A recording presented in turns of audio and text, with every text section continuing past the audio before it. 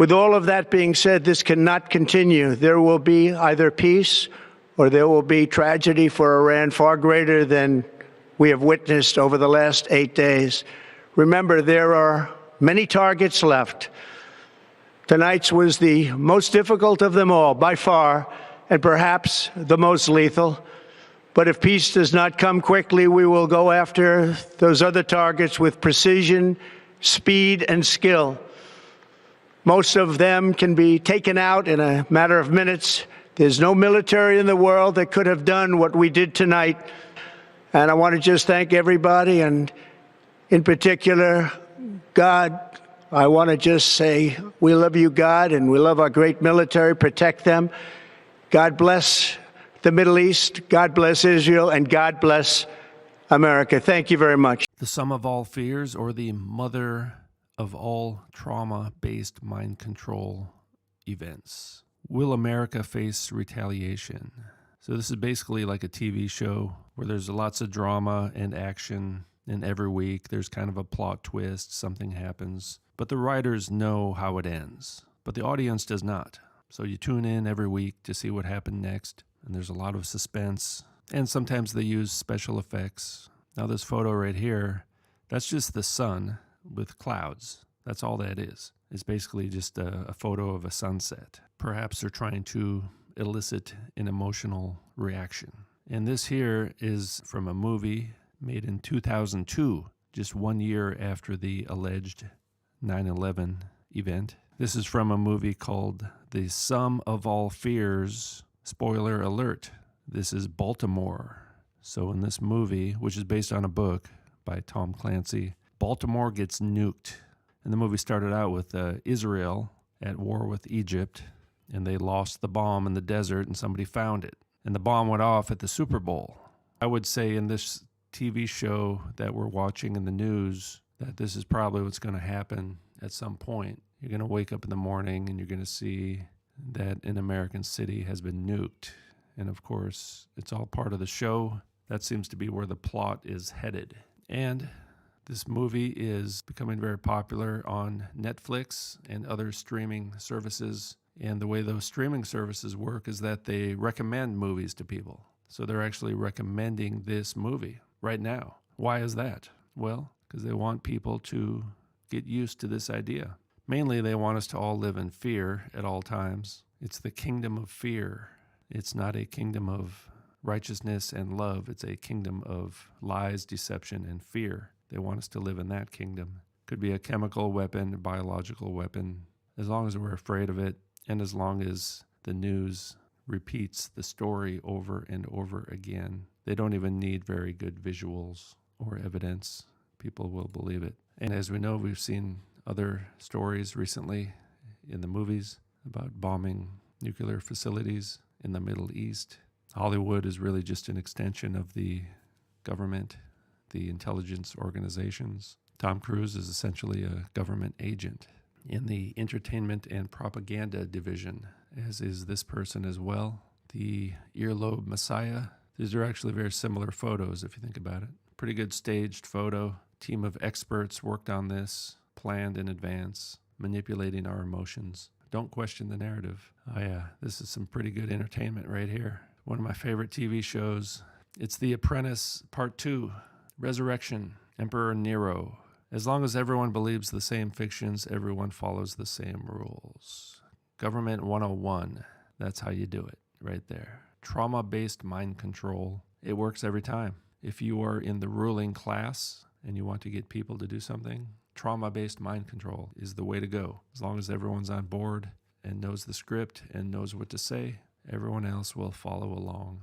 Very simple, very easy. The world is headed for disaster. All right, Roger Ebert says the world is headed for disaster. The film is about the detonation of a nuclear device in an American city. Now another film that talked about this was Mission Impossible: Final Reckoning. It was a very similar plot. And now they've set us up for this to happen in the story being shown to us on the news.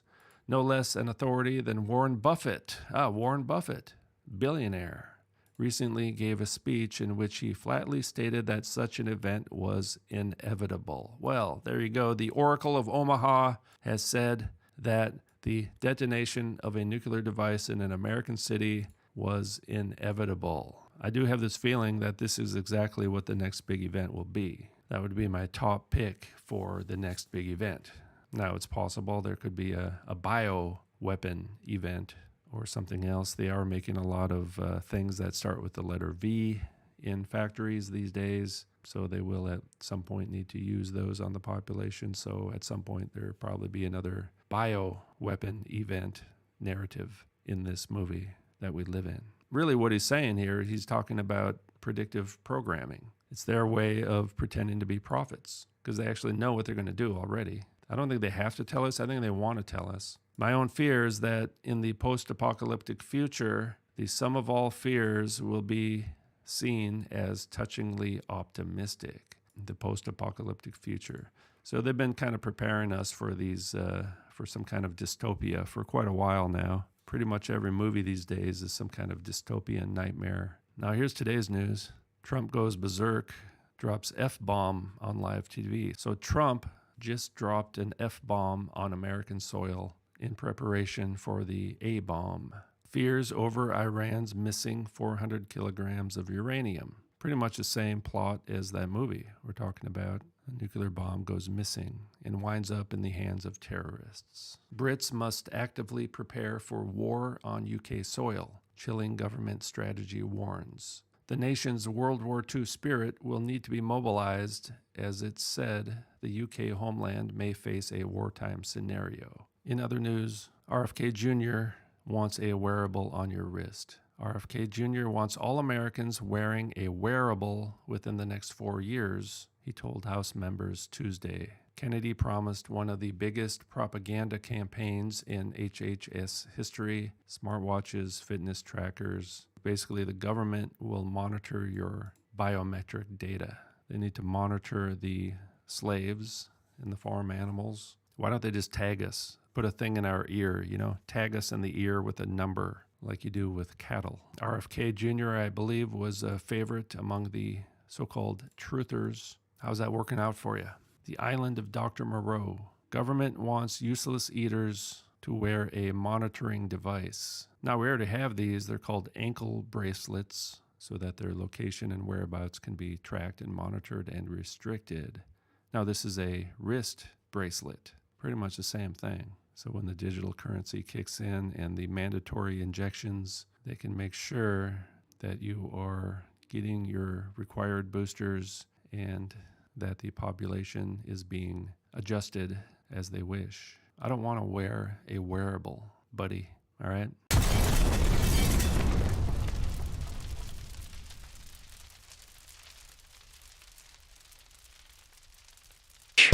So there was no accident at 3 Mile Island? No, they did it on purpose. Sure. Yeah. Very interesting. Can nuclear radiation cause mutation in people and animals? If a cell gets too much radiation, it dies. And so if it is a sperm or an oocyte, why, they die. They don't reproduce, and there are no mutations. I think the good Lord built that safety factor in. So you're saying that mutation in future generations is an unfounded fear? Yes, and the studies of the people at Hiroshima and Nagasaki have borne that out. So then we go over to the staging area, just like the moon landing, with the nuke testing. TNT, that's what that was right there. Then we go over to the nuke footage and notice that the house is still intact. But then someone might say, what about Japan? Well, have you ever read this book about how they lied to you about what actually happened? And then another person will say, what about Chernobyl? It was so dangerous. Look at how green it is. You're being lied to. And here's another question. If there was all this nuke testing, shouldn't the sky be completely blocked out from all the fallout that they told us? Then we go over to Galen Windsor, who eats plutonium and uranium and shows how it's perfectly harmless. Now, when I got to the part where he said that guy was eating plutonium and uranium, I had to stop the video right there and start doing my homework. I'm going to roll some of the podcasts that he was on just a few years ago, all right? And then you'll understand that this whole nuclear scare tactic is a lie, just like it was during COVID when they wouldn't let anyone have any alternative treatments so they could jab the bioweapon, okay? Those are just facts. Don't hate the messenger. I'm just trying to wipe the scales off of your eyes and release you from your spell, okay? Conceptual design, detailed design, build it, operationally test it. And in 1973, they says, forget it, friends, you don't get to run it. We had 170 tons, metric tons of spent fuel stored in the basin. And the then President of the United States, do you remember who it was? Jerry Ford. Says, friends, no way, you don't get to run it. That's when I started to kick over the traces. Up to that point of time, I thoroughly enjoyed my work. I had no limitations, practical limitations. I had all the money to spend. I was in charge of the design effort.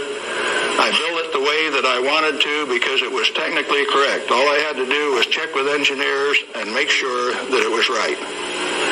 And all of a sudden I was told, you must reduce your limits of exposure by a factor of 10. I says, I won't do it. First thing you know, you got the word that says, oh, yes, you will. I says, no way. Well, that's when the rebel, Galen Winsor, started to show up. And when I found out that by management conference I couldn't get to these guys, I figured out another way. Now, in this plant is a beautiful pool. It's got a place to store spent fuel bundles till it won't stop. 660,000 gallons of water, demineralized, just as clear and pretty as it can be. Heated to 100 degrees Fahrenheit when the outside temperatures are -20. Wind chill factors down to a -60. And I found out that I could swim in that rascal. You turn off the lights at night and it had a light blue Cherenkov effect. And this kid from Nevada that never could pass up a warm swimming hole used to go swimming in that pool. There wasn't anybody that had the nerve to swim with me, but since I was manager of safety and analytical services at this plant, it was mine to use. Oh boy. I found out that I could do that. I showed some financial types one time that I could stir that pool with my bare hand and check out through the same radiation monitors they did without triggering it. GE didn't like it. I got a letter from them that says, thou shalt not tell financial types that you can swim in the pool, that you can stir it with your hand, because if they find that out, they will steal the inventory. Enter the great pretenders. They said that 5 grams of plutonium, properly distributed over the face of the Earth, would kill everybody on Earth. Now, if you can only get one 20 kiloton weapon to go on 2,500 grams, how's 5 grams going to kill everybody on Earth? Early on, I had a fear that said, if there is this much fissile material, that can undergo a chain reaction, we called it in the beginning, then if you set a match to it, all the fissile material in the world is just going to keep right on going. Totally unfounded fear. It turns out that when you're in this business of recovering plutonium, like we recovered so much of it at Hanford, we found out that if you have it in a solution where it's less than 5% plutonium, it won't go critical any way that you kick it. And when you get it to 100% plutonium, you better be careful. Because if you put it in more than a 5-inch diameter cylinder, you're playing with fire. You can undergo what is known as an uncontrolled criticality. The cylinder is sealed, it will explode from steam pressure. And the steam pressure builds up in a millisecond, which is about that long. No, you don't horse with it. And then you find out that those 8-foot thick shielding walls on those canyons were put there because they didn't know how much was a critical mass? When the President of the United States decided not to operate that fuel reprocessing plant, I started scrambling to find out what was going on. Many things have been done in the name of health and safety. Don't get burned. You got to have a safety record. You have to be safer than anybody else. We were already safer than anybody in the whole world. Well, you can't afford to get burned with this. You've got to enforce the limits. You've got to keep it. And I says, hey, that's not what the ball game is at all. I'll bet you the ball game is something else. And in 1982, when the Congress passed the Nuclear Waste Policy Act of 1982, a guy by the name of Mo Udall, I don't know whether you people in Arizona have ever heard of him or not, authored that bill. It's called the High-Level Waste Disposal Act of 1982. The material he called waste is the reusable uranium fuel that I had been working on for 32 years. Needless to say, Mo Udall and I do not agree. How much is it worth? In inflated dollars, a ton of reusable uranium fuel contains useful metal isotopes worth upwards of $10 million a ton. Mo Udall says it's high-level waste. The value of reusable uranium fuel scheduled for permanent disposal probably exceeds the national debt. Why then are we still playing this game that any amount of this material is of hazard? Reusable uranium fuel, which has been isotopically enhanced in power-producing reactors, is a valuable national resource, not a high-level waste. The utility operators recognize the future worth of this commodity. Mo Udall, in that Nuclear Waste Policy Act of 1982, imposed a tribute of $1 per kilowatt hour, $1 per megawatt hour on all electricity produced in a nuclear plant so that they can research and develop methods to throw it away.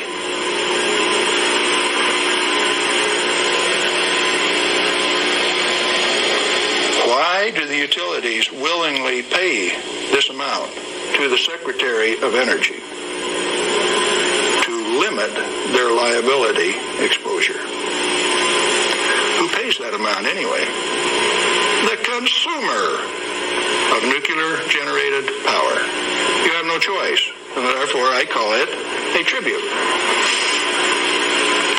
At the same time, they have provided their own storage basins at these reactors at ratepayers' expense to retain ownership control of the plutonium resource.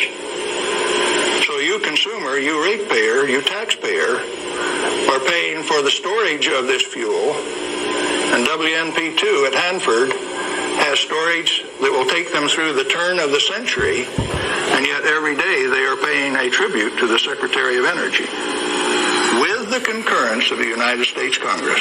When the President of the United States says things like that, and when the press gives it credibility, I get insulted. And right after I get insulted, I get angry. And I've been angry for quite a while now. And finally, one day, I said, my own personal security is not important. I think I'll go tell this tale. All I want is to tell my story.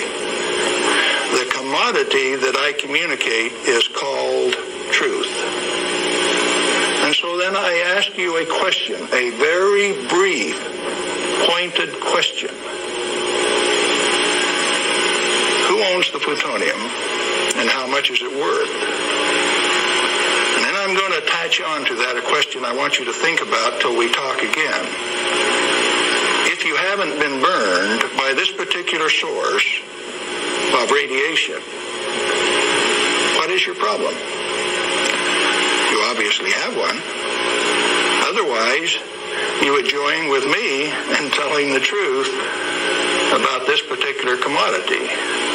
And so, yes, I'm recruiting helpers. What happened to the guys who taught me the way that it works best? And so then the secret was to keep from letting other people know that it could be handled, because, first of all, we weren't accepted by the community, and the materials that we were working with, they feared, but there were certain few people that realized its real worth, its potential to be used in ways other than to support our national defense. You've told us about how that you and others of your friends and colleagues have handled many times this so-called deadly nuclear energy material that the whole world is so scared of. Why weren't you afraid of it? Because we did silly things like recover some of the undissolved fuel elements out of the redox dissolver that burned a hole in it. And we went in and sampled these things by remote process. We got it out into our hands and found out that we could walk around the lab with them barehanded and they wouldn't hurt us. And we were standing there in the lab tossing them back and forth. Uranium metal that wouldn't dissolve in the boiling nitric acid. Well, if you find out that you can play with it, and it was only 90 days since that thing came out of the reactor and it doesn't burn you, why should you be afraid of it? So in other words, you're telling me that you learned to not be afraid of it because of practical use and application and hands-on experience. Hands-on. We might even been playing games. Okay, you say that you swam in this water that was straight from spent fuel used to cool that fuel. And yes. You swam in it. Yep. You told me earlier that you went a little bit beyond that. Would you share a little bit of that story? Well, swimming in it didn't have the desired effect. So I decided I had to be more direct with these people that were giving me trouble. They were kind of hard to teach, so I went to drinking a glass of it a day. I had the bottle of it. Last time I went swimming, I filled this 2-liter bottle with water and washed it off on the outside in the shower when I washed me off on the outside so that we didn't tattletale. You know, radioactive material is just a trace or a tattletale. So you got to get it off so they won't know that you've been swimming in the pool and drinking the water. So I took this bottle in and set it on my desk. And who would suspect that the manager of Safety and Analytical Service had a bottle of spent fuel pool water sitting on his desk, and he drank a glass of it every day. This was unheard of. Nobody ever did that crazy stuff before. How's that affected you, Galen? Well, as near as I can tell, it made me about 6'4" in my cowboy boots, 210 pounds, and really quite a nice fellow. All right. What then happened as a result of your doing this strange experiment on your desk with this water? What was the result? Can corporations have a heart attack? I think General Electric had one, because after they ran me through a whole body gamma scan in December of 1974, by the time I got out, because I had a plutonium lung burden, and it took 45 minutes to an hour to count that, everybody on site knew that the manager of safety had been swimming and drinking in the swimming pool, the spent fuel storage pool. Had cesium-137 at a ferociously high level. It even exceeded the NRC's limit. And I'd been drinking it. They knew the fat was in the fire. Now, where do we go from here? Well, first of all, I got a poison pen letter from the people in San Jose. And he says, "Thou shalt not do those things. They'll find out that the inventory can be stolen." Well, that didn't sit very well with this cowboy, because nobody tells me what to do, particularly when what I do is right and hasn't harmed me. Who are they to tell me what I want to do? It just didn't sit very well. I'm going to do something about that. What was your motive in this? Correct information. As an expert in the measuring system, why, it was very obvious that I knew the parameters of inventory control, the disintegration rate of each of these isotopes, how to measure them. That's how we regulated our inventory. And to have these rascals come along and start playing games with the information that I was very expert in, that I had designed the analytical system for this plant around, disturbed me a little bit. No, it made me fighting mad, and I got angry. And I have to admit, in retrospect, that for the next 5, 6 years, I was more than angry. I was hard to live with. Just ask my wife. Well, in your estimation, then, how dangerous is a nuclear reactor plant? A nuclear reactor plant is just a way to boil water that's the cleanest, neatest, most economical way to boil water that you've ever seen.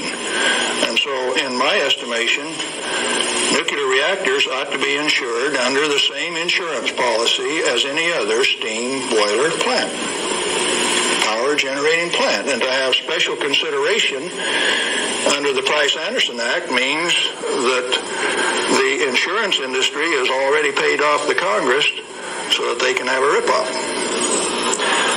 charging ever in higher and higher insurance premiums, total coverage much, much greater for a non-existent risk. What a racket.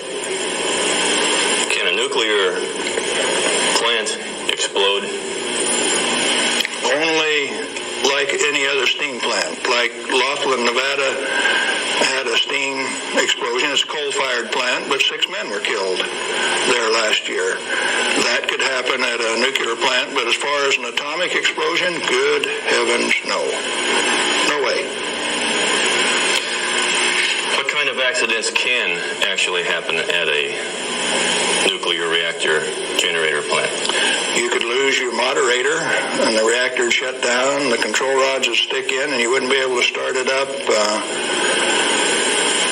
You might do several things that would invalidate some of the safety controls. For instance, an emergency core cooling system. The only reason they put ECCS on a reactor is to destroy it. When you start these big babies up, because they're so big, you only warm them up 50 degrees an hour. And they say, we got an emergency, throw the emergency core cooling system on like they did at 3 Mile Island 2, and you're going to thermally shock that big machine and ruin it so it can never be used again.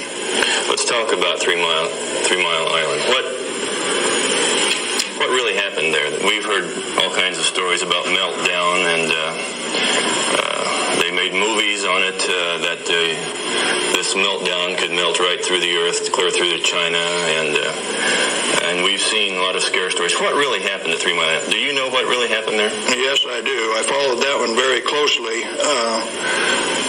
In fact, I know the guys personally who wrote the script for China Syndrome and also wrote the script for the 3 Mile Island fiasco.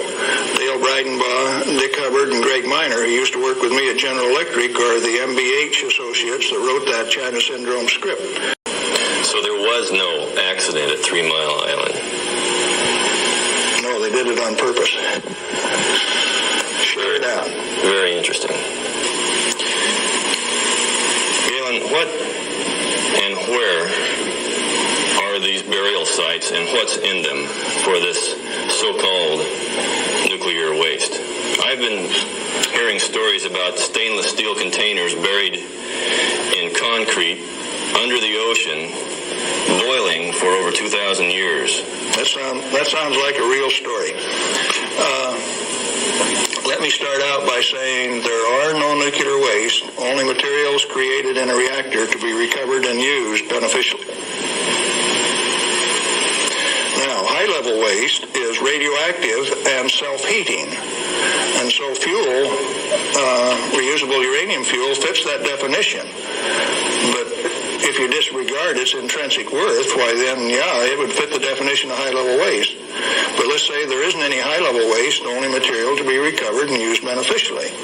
Then what's the low-level waste fiasco? That's an excuse for a federally mandated, non-inspectable disposal system so that organized crime can get rid of any evidence that they want and it can never be dug up again. They're afraid to look in there. not afraid. They don't want you to. They've got rules on the transport so that if you have an accident with a low-level radioactive waste shipment, why, you call out all of the state police and you make sure that nobody looks at it, that nobody gets exposed, that there's no spreading of the contaminated material. That's also that you don't find out whose body's in that drum.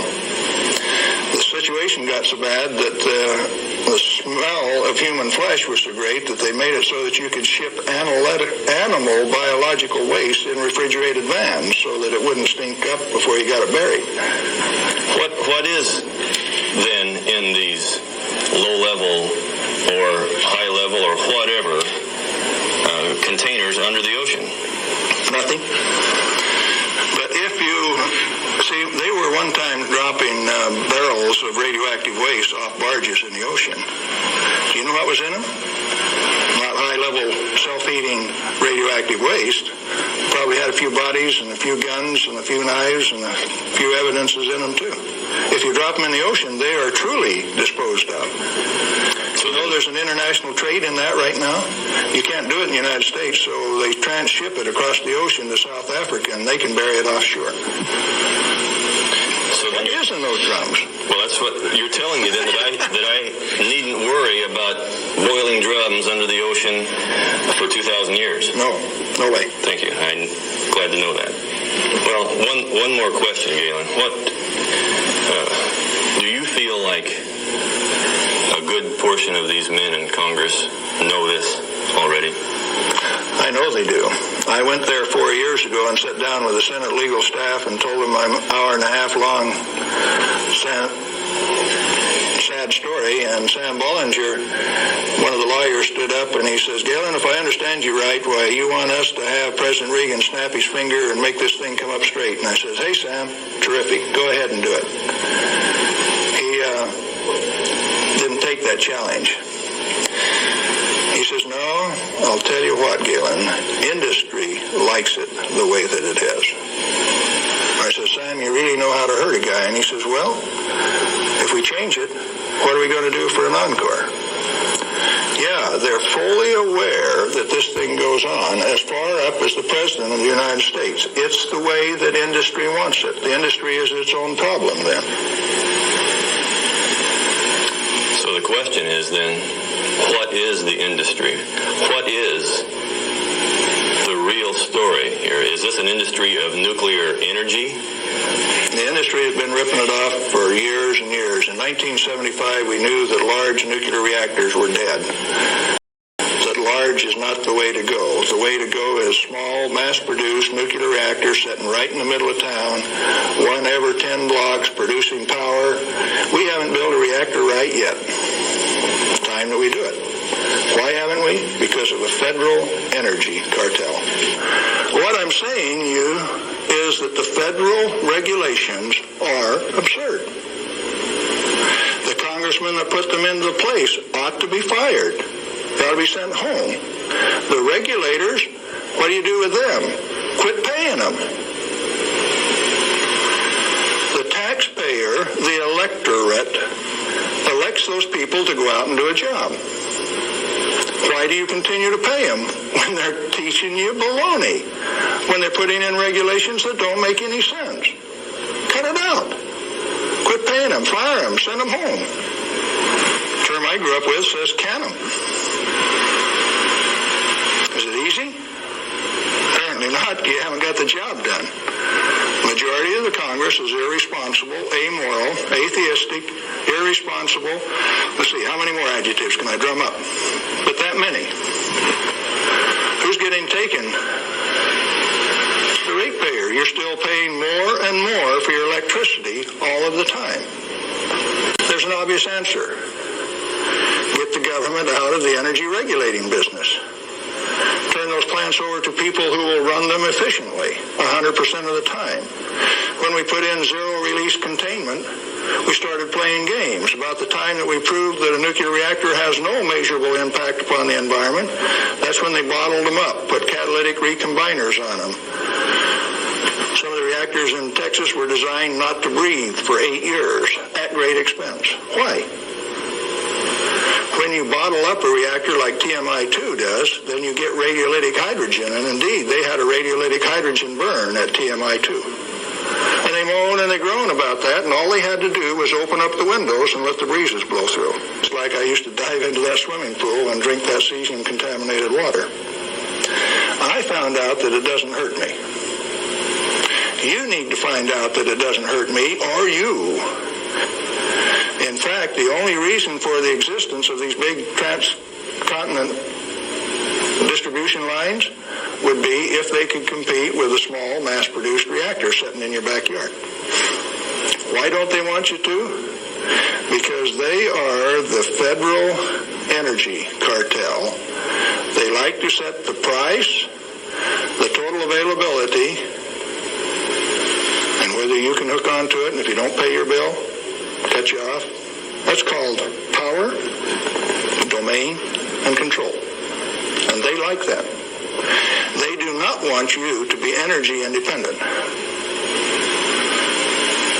If you had one of these sitting in every 10-block area in Phoenix, you could tell the rest of the world to go get lost. Oh. Conspiracy theory. The Second World War, the letter is said to have outlined the conflict between fascist and communist ideologies leading to the destruction of Nazism and the establishment of Israel. Right? Oh no, that didn't happen, right? Now the third one, he says, is a war predicted to be a clash between the political Zionism and the Islamic world, resulting in a new world order. Y'all, you cannot make this stuff up, all right? Again, I don't make any of this stuff up. All I do is search out these details and then I try to bring them to your attention, okay? So you can see that nothing's happening in organic. Everything is a plan. All these people sit in their back rooms and they make these plans. That guy was running around debunking this whole nuclear thing. Don't buy into the narrative, okay? Because they are marching us. The road to tyranny, they say, goes left, right, left, right. Some people are saying the Democrats this and the Republicans that. Y'all, the Democrats are running the whole Republican Party. Donald Trump was a Democrat. Kennedy Jr. was a Democrat. Tulsi Gabbard was a Democrat. All right? This is all the same bird and the same feathers, and they're all sold out. They're all sold out for the money, the power, and the prestige. All right? It's just how it is. I mean, I'm just going to keep producing evidence for you guys. It's all evidence-based. I'm not making anything up, okay? This whole thing over there is going to pop off. They have sleeper cells all over America. They just spent 4 years, 5 years flooding our border with these folks. They're giving you the fodder on TV. They know that there are actual communities out there and they're doing nothing about them. We've got a car to take. So how long do you plan to stay on Mars? 2 weeks. Nuclear, I say, okay, you can take 2 weeks for that approval. We're going to be sending letters out in about a week and a half, 2 weeks, to countries telling them what the deal is. And do you still believe that Putin actually wants to end the war? I can't tell you that, but I'll let you know in about 2 weeks. Have you brought any fruits or vegetables onto the planet? 2 weeks. Excuse me? 2 weeks. 2 weeks. But I could answer that question better in 2 weeks or 4 weeks from now. So we can just sit down, and I'll do this at some point over the next 2 weeks.